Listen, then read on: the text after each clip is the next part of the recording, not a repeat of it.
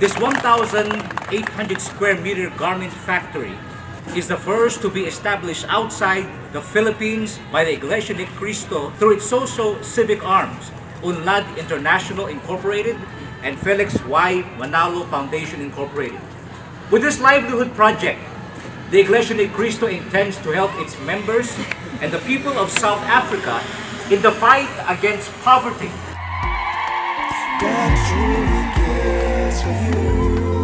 Pitong taon na ang nakaraan magmula noong pinasinayaan ang garment factory sa Kwakwa upang makatulong sa daan-daang residente na nangangailangan ng trabaho. Sa panukala ng tagapamahalang pangkalahatan ng Iglesia ni Cristo, ang kapatid na Eduardo V. Manalo, patuloy itong nagbibigay ng pag-asa sa mga taga rito.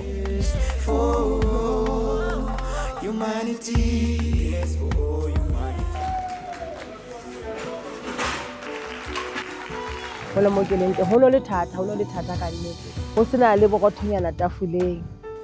re ne go dula ka hara ntlo ya one ho mo ne re khathile ka gardeni dijo diaparo ntho tsa sekolo even lo patala policy ne le bothata mohatsa ka o hloketse ke sebetsa difemeng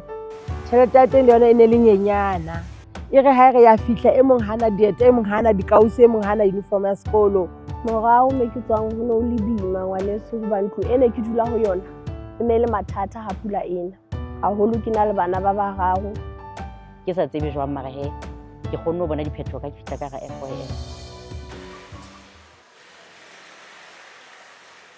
Bahagi ng nagpapatuloy na pagtulong ng Iglesia ni Cristo dito sa bansang South Africa ay ang ganitong mga garment factory kung saan daan-daang mga residente ang nakinabang.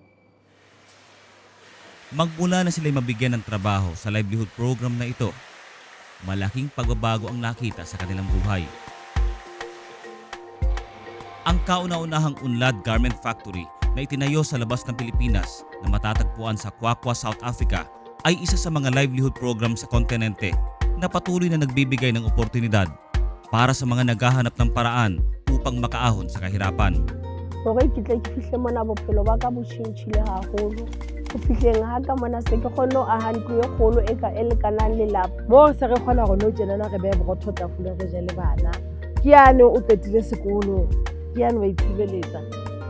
Mara he e la re ha ke fihla mo re ya sebetsa re thola dijo ke kgona le hore ke provide family ya ka mara ha ke fihla mo ke kgone ho etsa dintho tseo kaofela and ha o blesse rona fela even le bana ba rona ba kgona hore ba be blessed kutla ke le happy ke batla ho le bontate Manalo ka tsene marketing letsoho la hae le be le telele morena re bolokele yena nka re ke a leboha brother LB Manalo for ho tjhentjha maphelo a rona so ntho e etsang e molemo haholo rona bane ene ho batho ba le hore ba dipojwana di mahetleng ho no Mula sa pagbubukas ng UNLAD Garment Factory hanggang sa kasalukuyan, maraming buhay ang nabago at naging mas maalwan ang kanilang pamumuhay.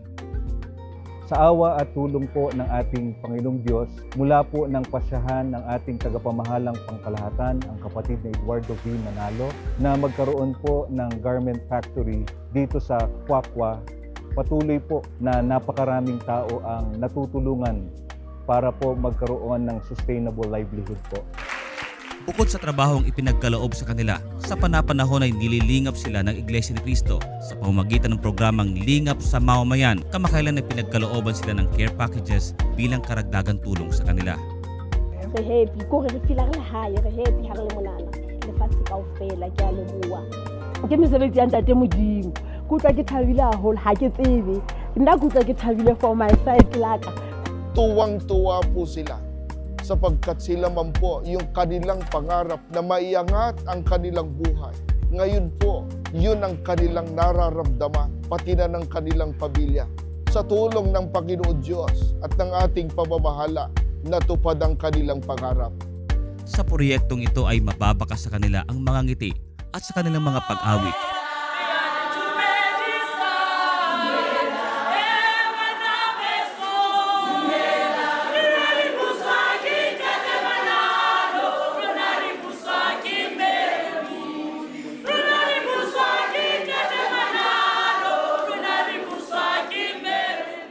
Sa harap ng malaking pagbabago sa kanilang buhay tungo sa ikabubuti, iisa ang kanilang damdamin, ang taos-pusong pasasalamat para sa oportunidad na ipinagkaloob sa kanila. Mula po rito sa Kwakwa, South Africa, ako po si kapatid na Montreville Boy para sa Iglesia ni Cristo News Network.